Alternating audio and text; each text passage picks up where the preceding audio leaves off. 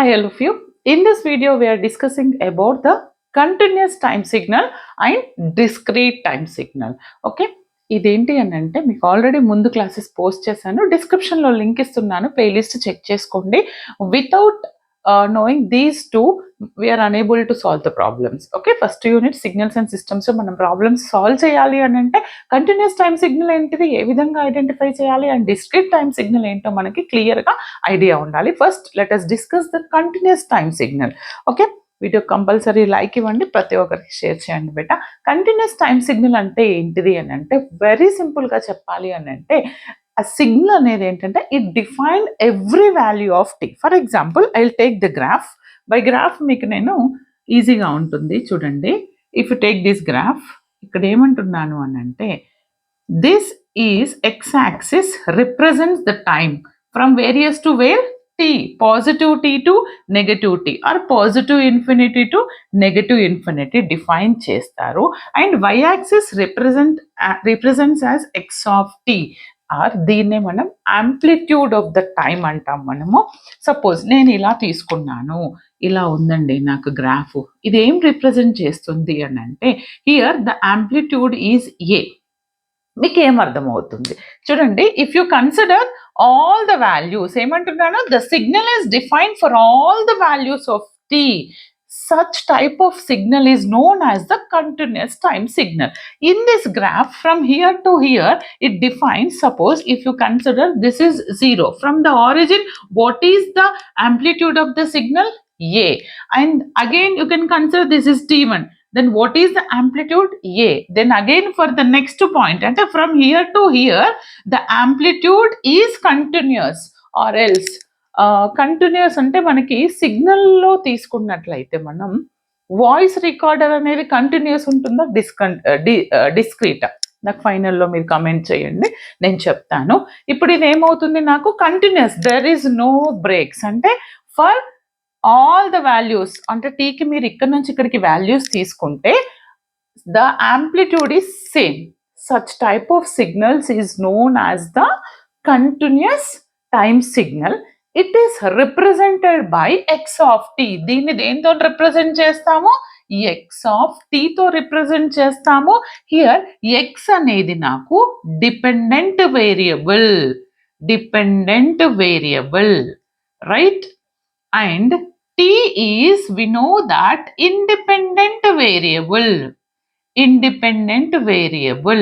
మరి X of టీని నేనేమంటాను అని అంటే ఇక్కడ సిగ్నల్ సింగిల్ వేరియబుల్ సిగ్నల్ అంటాను. ఏమంటాను? Single variable signal. ఎందుకని? ఒకటే ఫంక్షన్ ఉంది కాబట్టి. The same thing the next one is the discrete time signal. మరి దానికి దీనికి డిఫరెన్స్ ఏంటి మేడం అని అంటే చెప్తాను చూడండి. Now let us consider this graph.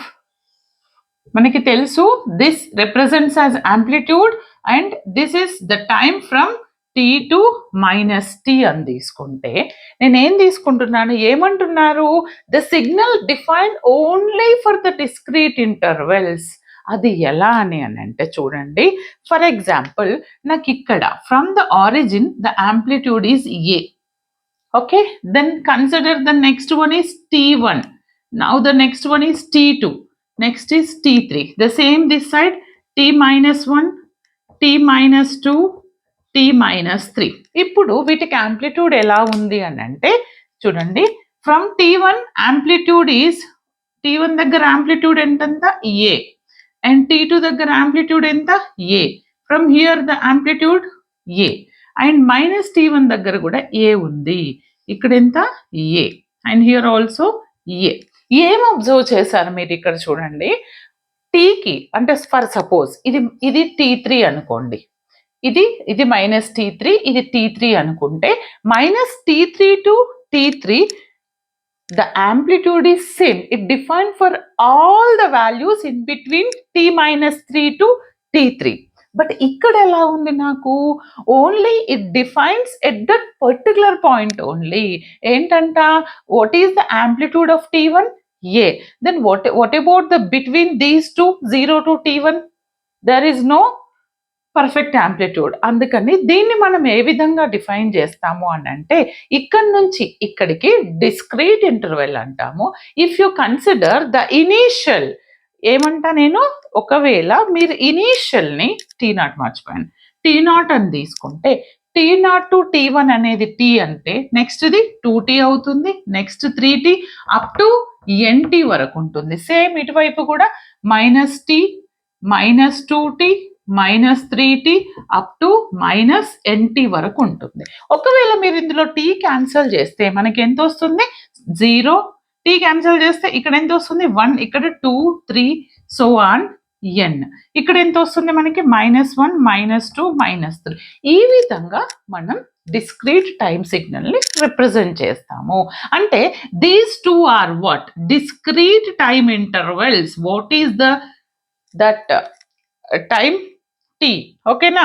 ఈ విధంగా డిఫైన్ చేస్తే దాన్ని, ఇలాంటి గ్రాఫ్ని మనం డిస్క్రీట్ టైమ్ సిగ్నల్ అంటాం. It is represented. Discrete time సిగ్నల్ని ఏ విధంగా రిప్రజెంట్ చేస్తాను అంటే ఎక్స్ ఆఫ్ ఎన్, అక్కడ ఎక్స్ ఆఫ్ టీ. మరి what is x madam? X అనేది నాకు డిపెండెంట్ వేరియబుల్. ఇందాక మనం ఆల్రెడీ డిస్కస్ చేసాము. ఇక్కడ టీ అంటేనేమో ఇండిపెండెంట్ వేరియబుల్ అవుతుంది. That is the variable. But here N is what? My integer.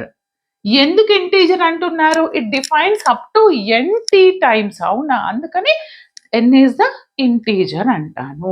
ఇప్పుడు అర్థమైందా? అండ్ ఫైనల్గా దీని మీద మీకు ప్రాబ్లమ్స్ ఎలా అడుగుతారు, కంటిన్యూస్ మీద, డిస్క్రీట్ మీద చెప్తాను. ఇది ఏంటంటే రిప్రజెంట్ టైప్స్ ఆఫ్ సిగ్నల్స్లో వస్తుంది.